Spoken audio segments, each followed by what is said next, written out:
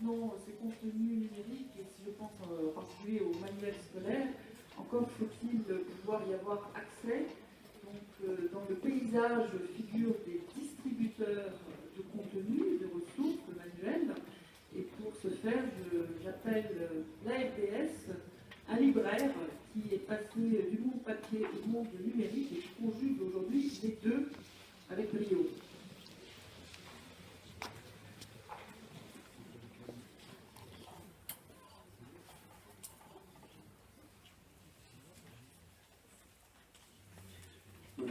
Bonsoir à tous, donc je me présente, Anthony Dassonville. Je suis chargé au sein de l'ARDS de diriger le pôle numérique depuis maintenant 2 ans. Je vais vous présenter l'ARDS, quelle est son œuvre et pourquoi elle intervient aujourd'hui dans le monde du numérique. Donc l'ARDS, c'est quoi? L'ARDS, c'est une association à but non lucratif qui existe depuis maintenant 50 ans. Et qui avait pour vocation à l'origine de distribuer des manuels scolaires au sein des établissements, donc des remises en main propres de collections auprès des élèves, donc chose que nous faisons toujours aujourd'hui. Nous distribuons ces manuels auprès de 500 établissements répartis sur l'ensemble du territoire national. Donc cette année par exemple, nous avons environ 1 million de livres distribués et 130 000 élèves servis. Donc, cette œuvre qui a lieu depuis 50 ans, nous avons décidé de la faire évoluer et de proposer d'entrer dans le numérique. Donc aujourd'hui, les services qui sont proposés par l'ARDS, bien évidemment, la location de manuels scolaires, qui existe toujours, mais également de proposer la mise à disposition de manuels numériques, mais également aussi une solution de soutien scolaire en ligne que nous avons mise en place en partenariat avec Bordas. Et ces deux produits que nous avons mis à disposition des établissements fonctionnent aujourd'hui de manière complètement connectée et déconnectée.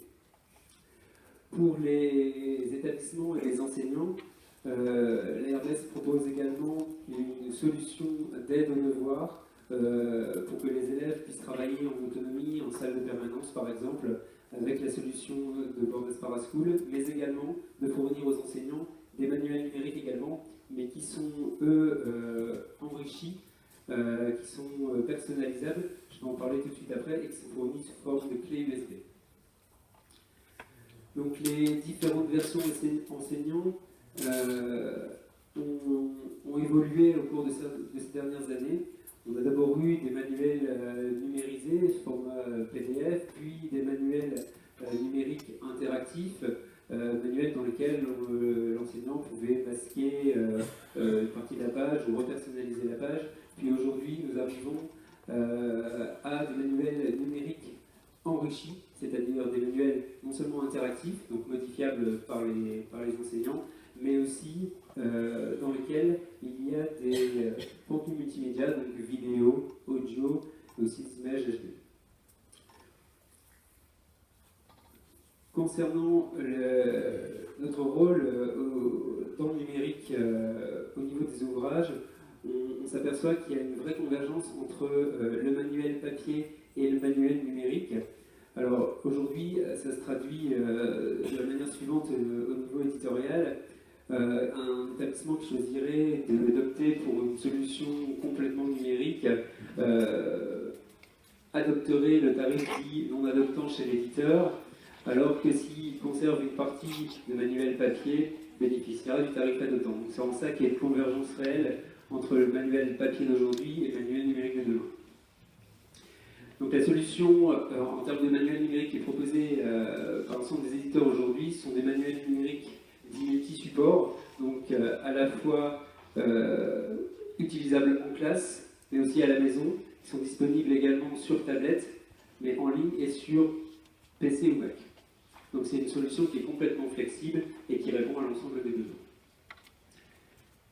Au niveau de l'offre éditoriale, nous sommes capables de distribuer dans l'ensemble des éditeurs qui sont présents aujourd'hui sur le marché, donc à la fois l'ensemble des distributeurs qui sont regroupés sur la plateforme du KNE, et également les éditeurs qui sont regroupés sur la plateforme du CNS, mais aussi les nouveaux acteurs émergents que vous avez pu entendre juste avant moi, que nous sommes également capables de distribuer. En ce qui concerne la plus-value de ces manuels numériques, on a des nouvelles formes de contenu qui apparaissent, notamment au niveau des formes d'écriture et de lecture, mais aussi des formats qui deviennent dynamiques et modifiables. Donc on perd ce côté statique pour gagner justement en rythme dans la classe. On a une garantie effectivement sur la qualité intellectuelle des ouvrages, puisqu'ils proviennent des éditions conformes au programme et au bulletin officiel. On a toujours aussi un nombre de références disponibles en numérique qui sont de plus en plus élevés, et on arrive aujourd'hui à couvrir l'ensemble des classes, des collèges et du lycée de manière numérique. Donc aujourd'hui, ce qu'on propose sont des offres complètement sur mesure. On voit très bien, quand on rencontre les établissements, qu'il n'y a pas de projet pareil. Vraiment, il faut qu'on soit à l'écoute, et on est à l'écoute du projet de l'établissement, que ce soit le projet pédagogique ou la manière de mettre en œuvre des solutions numériques au sein de l'établissement. Donc on peut très bien avoir à la fois du manuel papier pour les enseignants, ou du manuel numérique pour les enseignants, du manuel papier élève, du manuel numérique élève. Toutes les adaptations sont vraiment possibles. Il suffit juste de trouver la bonne équation qui correspond à votre projet. En termes de déploiement, justement, au niveau des tablettes, il est complètement personnalisé. On est bien sûr en accompagnement pédagogique permanent avant le projet et pendant le projet, et surtout tout au long de sa vie. Donc voilà, les rendez-vous tout au long de l'année pour avoir un retour des usages.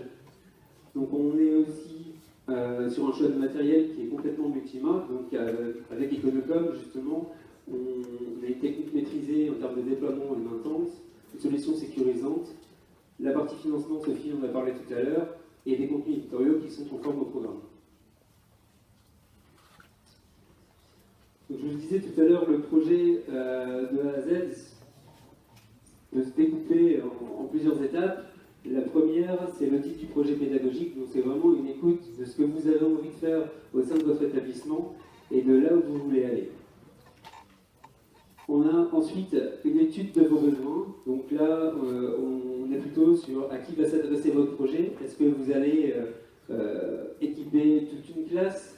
Est-ce que vous allez équiper tout un niveau? Est-ce que vous allez équiper par matière, par exemple? Est-ce que vous allez équiper les 6e, 5e, 4e, 3e, mais que sur une matière précise, les SVT ou les maths? Vraiment, ça c'est vous qui êtes maître de ce point de vue-là, et on vous épaule et on vous aide à faire ces choix. Donc par rapport à l'étude des besoins de votre établissement, on va vous aider également sur le choix du contenu. Aujourd'hui, tout n'existe pas encore en numérique par rapport à ce que vous pouvez avoir en manuel papier, et on fait ce travail pour vous de recherche de l'existence des références en numérique. Donc votre projet ensuite aboutit sur un choix de matériel et une conception de l'offre personnalisée. Donc là c'est plutôt Econocom qui intervient pour appliquer ce choix-là. Sur la partie financement également. Et puis on va arriver à la mise en œuvre du projet au niveau du déploiement du matériel. Si c'est le coup. Voilà. Et de l'administration des licences. Donc les licences, c'est quoi? C'est un manuel numérique élève aujourd'hui, il y a une durée de vie d'1 an, et il faut aller affecter à chaque licence un élève et lui dire à quelle licence il a droit. Donc tout ça, nous le faisons pour vous, et nous administrons ces licences en amont pour que les déploiements se passent convenablement. Donc la dernière étape, effectivement, c'est le suivi de l'expérience utilisateur. On a besoin effectivement de feedback sur les usages des tablettes et des manuels numériques en classe pour pouvoir améliorer ce qu'on peut vous proposer en termes de contenu numérique. Voilà, donc juste une liste non exhaustive des établissements qui nous ont fait confiance sur le numérique. Voilà, donc avec des projets très variés, hein. On a des établissements qui ont basculé complètement et qui ont abandonné papier, d'autres qui ont commencé par fournir uniquement les professeurs, justement pour qu'il y ait un confort dans l'utilisation, apprendre à utiliser l'outil pour ensuite le déployer vers les élèves. Voilà, merci de votre attention et puis